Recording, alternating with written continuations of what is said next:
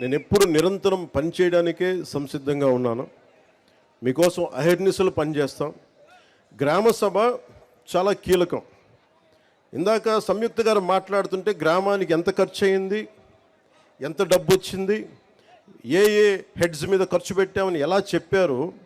అన్ని ఇది మీకు తెలిసి ఈ రోజున ఈ గ్రామ సభ కనుక మైసూరావారిపల్లిలో మైసూరావారిపల్లి సమస్య, మైసూరావారిపల్లి గ్రామం ఖర్చులు రాష్ట్రమే కాదు ప్రపంచంలోనే ఎక్కడ తెలుగువాడున్నా వాళ్ళకి అర్థమవుతుంది. అంటే ఒక నిజంగా పారదర్శకత, జవాబుదారీతనం అంటే ఇదే. ఆవిడ క్లీన్గా చెప్పారు. అలాంటిది మీకు దాదాపు 41,000 కోట్లు ఖర్చు పెట్టారు. మన డబ్బు అది, గత ప్రభుత్వ నాయకులు డబ్బు కాదు, మన డబ్బు అది, మన శ్రమ, మన రక్తం ధారపోస్తే వచ్చిన డబ్బు అది. ఆ డబ్బును ఎవరు పట్టించుకోలేదు. ఈరోజు మీరు అంటారు ఉద్యోగాలు లేవు, మాకు ప్లే గ్రౌండ్ లేదు, మనకి అది కనీస ధర్మం కదా. మనకి స్కూల్స్ కట్టేస్తాం, బిల్డింగ్లు కట్టేస్తాం, కానీ పిల్లలు ఆడుకోవడానికి, శారీరక దృఢత్వం పెంచుకోవడానికి ప్లే గ్రౌండ్ లేదంటే నేను నిజంగా ఆశ్చర్యపోయాను. కలెక్టర్ గారిని ఒకటే అడిగాను, అసలు ఎంత భూమి ఉంది పంచాయతీ కింద అంటే, ఎన్నో సెంట్లు భూమి. ఎన్ని సెంట్లు సార్ చెప్పారు? 8, కరెక్టే కదా. పంచాయతీ కింద నేను అనుకున్నాను ప్రతి పంచాయతీ కనీసం ఒక 25-40 ఎకరాల భూమి ఉంటుంది అనుకుంటే 8 సెంట్ల భూమి మాత్రమే ఉంది. 8 సెంట్లు ఏమి ఇవ్వగలం చెప్పండి? బిల్డింగ్లు కట్టుకోవడానికి కనీసం ఒక దాదాపు ఎంతది? 8 సెంట్లు ఎన్ని గజాలు? 450 గజాలు మాత్రమే మనకి ప్రభుత్వ స్థలం ఉంది రైల్వే కోడూరులో. ప్లే గ్రౌండ్ నుంచి ఎక్కడి నుంచి తెస్తాం? హాస్పిటల్ కావాలంటే ఎక్కడి నుంచి తెస్తాం? నాకు నిజంగా అనిపించింది, అసలు ప్రభుత్వానికి ఆస్తులు ఉండాలి కదా. ఏ పంచాయతీకైనా మీకు ఎందుకు గ్రామ సభ పెట్టానంటే, మీ గ్రామానికి ప్రభుత్వానికి సంబంధించిన నేల ఉండాలి భవిష్యత్ అవసరాలకి. అందరు ఇష్టారాజ్యంగా తవ్వేసుకోవడానికి కాదు, ప్రభుత్వానికి ప్రతి పంచాయతీకి. నేను ఈరోజున మీకు మాటిస్తున్న, ప్రతి పంచాయతీకి దాని సొంత భూమి ఉండాలి. అన్యాక్రాంతం కాకుండా మీకు బల్లగుద్ది మరీ చెప్తానో మేము కాపాడుతాం. అవసరమైతే ప్రభుత్వ భూముల్ని కబ్జా చేసే వాళ్ళకి ప్రత్యేకంగా కొత్త గుండా యాక్ట్ కూడా ఓపెన్ చేస్తాం. ఎక్కడికి వెళ్తాం చెప్పండి? అన్ని ప్రైవేట్ పరం అయిపోతే, గత ప్రభుత్వ నాయకులు మాట్లాడేవాళ్ళు కదా క్లాస్ వార్ అని. క్లాస్ వార్ అంటే ఏంటి? ఒకరి దగ్గర మొత్తం సొత్తు ఉండిపోయి మిగతా వాళ్ళని కంట్రోల్ చేయడం. ఈరోజు చెప్పండి, మైసూరావారిపల్లి దగ్గర ప్రైవేట్ వ్యక్తుల దగ్గర ఉండిపోయింది, కానీ ఎందుకు ప్రభుత్వ భూములు ఎందుకు లేవు ఇక్కడ? ఈరోజున మనకు నిజంగా ఒక కాలేజీలు లేవు, మనకి కూర్చోబెట్టి ఒక ప్లే గ్రౌండ్ లేదు, ఆ పిల్లలు ఆడుకోవడానికి. ఇవన్నీ లేదు, ప్రభుత్వ స్థలాలు లేవు. ఏమైపోయినాయి? అడిగేవాళ్ళు ఎవరు లేరు. ఈ రోజున గ్రామ సభ తాలూకు ముఖ్య లక్ష్యం ఏంటంటే, అసలు మన గ్రామంకి మనకు కావాల్సిన ఆస్తులు ఏంటి, ఏమేమి ఉన్నాయి, ఏ మౌలిక సదుపాయాలు ఉన్నాయి, ఏ మౌలిక సదుపాయాలు లేవు, ఏం కావాలి, భవిష్యత్తులో మనకు రాబోయే తరాలకి ఏమేమి అవసరాలు ఉన్నాయి, మీరందరూ కూర్చొని నిర్ణయం చేసుకుంటే తప్ప. ఎందుకంటే వ్యక్తిగత ఆస్తులు ఉండటం వేరు, కానీ ప్రభుత్వ పరంగా పంచాయతీకి ఆస్తులు లేకపోతే మీరు ఎంతసేపు ప్రైవేట్ వ్యక్తుల దగ్గర దేహి అని అనాలి. ఈ రోజున మైసూరావారిపల్లి దుస్థితి ఏంటంటే, దాతల్ని అడుక్కోవాల్సిన పరిస్థితి ఉంది ప్లే గ్రౌండ్కి. ఇది బేసిక్ కాన్స్టిట్యూషనల్ రైట్. ఇది ఒక బిడ్డ ఆడుకునే హక్కు, చదువుతో పాటు ఆడుకునే హక్కు ఉంది. ఆ హక్కు కోసం ప్లే గ్రౌండ్స్ లేవు. నేను మీకు మాటిస్తున్నా, దాతలు కనుక ముందుకు వస్తే, నేను డిప్యూటీ సీఎం ఆఫీస్ నుంచి నేను ప్రత్యేకంగా నిధులు సమకూర్చుకొని ఇక్కడ ప్లే గ్రౌండ్ ఏర్పాటు చేసే బాధ్యత మేము తీసుకుంటాం. అయితే నాకు కొంచెం దాతలు ముందుకు రావాలి. మనకి కోల్డ్ స్టోరేజ్ కావాలి. ఇక్కడ చుట్టుపక్కల 4,000 ఎకరాలు మామిడి పంట, 3,000 ఎకరాల నుంచి అరటి దిగుబడి, 1,500 ఎకరాల నుంచి బొప్పాయి తోట వస్తాయి. ప్రతిరోజు 200 లోడ్లు పంట లారీలకి దిగుబడి ఉంది ఇక్కడ వెంటనే కోల్డ్ స్టోరేజ్ కావాలి. మీకు పండ్లని మగ్గబెట్టే కేంద్రం కావాలి, పండిన పండ్లను నిల్వ ఉంచే కేంద్రం కావాలి.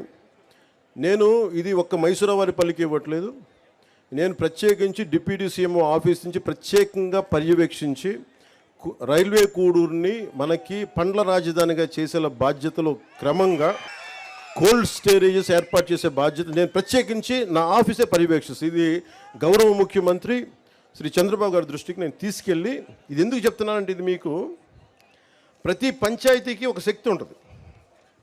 ప్రతి పంచాయతీకి. ఉదాహరణకి అరకు గ్రామంలో అరకు కాఫీ పెట్టారు. ఈ రోజు ఎక్కడికి వెళ్ళినా ప్రపంచవ్యాప్తంగా అరకు కాఫీ ఉంది.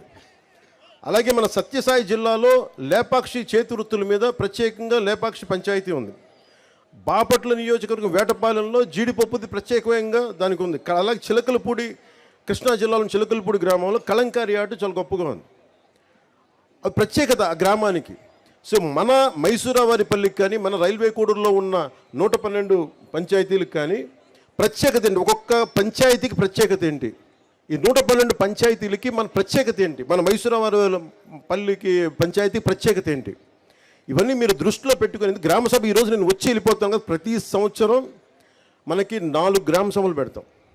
అంటే మీరు గుర్తుపెట్టుకోండి, ఈ 5 సంవత్సరాల్లో దాదాపు 20 గ్రామ సభలు ఇలాంటివి జరగాలి. ప్రతి గ్రామ సభకి ప్రజాప్రతినిధులు, నాతో పాటు ప్రతి ప్రజాప్రతినిధులు పాల్గొని ప్రజల్ని మిమ్మల్ని మీకు అవేర్నెస్ ఇవ్వాలి. మీకు ఇందాక నేను ఒక్కొక్క మీరు నిర్ణయాలు తీసుకుంటా ఉంటే మీరు ఆమోదం తెలపండి అంటే చాలామంది చేతులు ఎత్తడానికో, అంటే ఇక్కడ బయట వాళ్ళు కూడా ఉన్నారు, బయట గ్రామ పంచాయతీ నుంచి కూడా.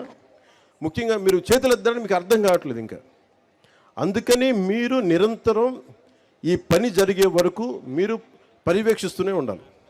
నేను ఇంకోటి, పంచాయతీరాజ్ బాధ్యత తీసుకోగానే వెంటనే ఏం చెప్పానంటే, అసలు డిస్ప్లే బోర్డు రోడ్లు వేసి, ఇందాక మన రోడ్ల ప్రమాదాల మీద అందరూ రోజుకి 2 ప్రమాదాలు గురవుతారు, కనీసం వాళ్ళు చనిపోతున్నారు బిడ్డలు అంటుంటే నేను ఒకటే అనిపించింది, రోడ్లు ఎన్ని రోడ్లు వేసాం మనం? ఈ రోడ్లకి కాంట్రాక్టర్ ఎవడు? ఎన్ని కోట్లతో ఈ రోడ్లు వేశారు?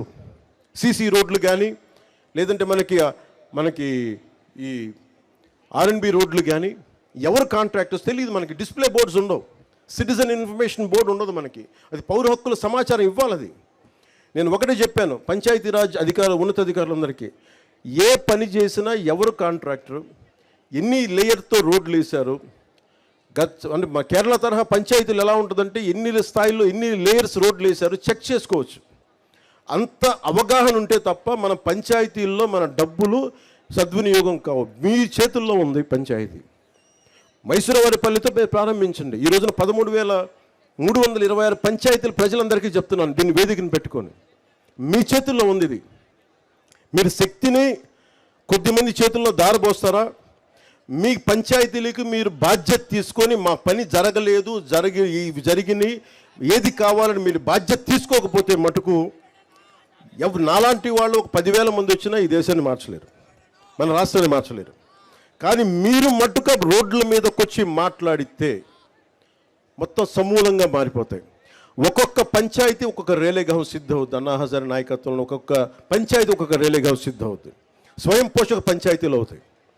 స్వర్ణ పంచాయతీ గురించి చంద్రబాబు గారు మనం మాట్లాడుకుంటున్నప్పుడు ప్రతి గ్రామంతో భవిష్యత్తు ఏంటంటే, మీకు ఇక్కడే కూర్చున్న యువతకి మీరు ఎక్కడో విదేశాలకు వెళ్ళిపోతాం, తల్లిదండ్రులు వదిలేసి. పగడాల లక్ష్మి గారు మాట్లాడుతుంటే ఇందాక, ఎక్కడ విదేశాలకు వెళ్ళిపోతూ ఉన్నారు మా చదువుకున్న ఇక్కడ బిడ్డలందరూ, ఇక్కడే ఉపాధి అవకాశాలు కావాలి. ఆవిడ ఎంత చక్కగా మాట్లాడారంటే, స్కిల్ డెవలప్మెంట్ యూనివర్సిటీ కావాలి. ఒక్క పురుషుడు అడగలేదు ఈరోజు దాకా, కానీ ఒక ఆడబిడ్డ అడిగింది. ఇంకా చెప్పండి, నాకే ఐడియా రాలా. స్కిల్ డెవలప్మెంట్ సెన్సస్ తీసుకోవాలని అనుకున్నాం, కానీ స్కిల్ డెవలప్మెంట్ యూనివర్సిటీ పెట్టాలంటే ఒక ఆడబిడ్డ చెప్పగలిగింది. అందుకే నేను నారీ శక్తిని తక్కువ అంచనా చేయను. నారీ శక్తి లేకపోతే ఈ దేశమే ఆగిపోద్ది, ప్రపంచమే ఆగిపోద్ది. అలాంటి నారీ శక్తికి నేను వందనాలు అర్పిస్తున్నాను. అంటే మీరిచ్చారమ్మ ఈ రోజున, వెంకటలక్ష్మి మనస్ఫూర్తి చెప్తున్నాను, మీరిచ్చారు ఈ రోజున. నేను ఇది గౌరవ ముఖ్యమంత్రి చంద్రబాబు గారి దృష్టికి తీసుకెళ్తాను. ఖచ్చితంగా అది మనకి వలసలు వెళ్ళిపోతూ ఉన్న రాయలసీమ నుంచి వలసలు ఆగటానికి, మన రాయలసీమని మనకి ఒక యాంకరింగ్ చేయడానికి, వలసలు ఆపటానికి, ఇక్కడే అభివృద్ధి వచ్చేలాగా స్కిల్ డెవలప్మెంట్ యూనివర్సిటీని మనం ఎట్లా చేయాలి, నాకు దానికి ఇది తెలియదు, కానీ ఈ పథకాన్ని మటుకు ఈ ఆలోచనని ముందుకు తీసుకెళ్తాం. దీన్ని మీకు ఆ మాట నేను ఇస్తాను.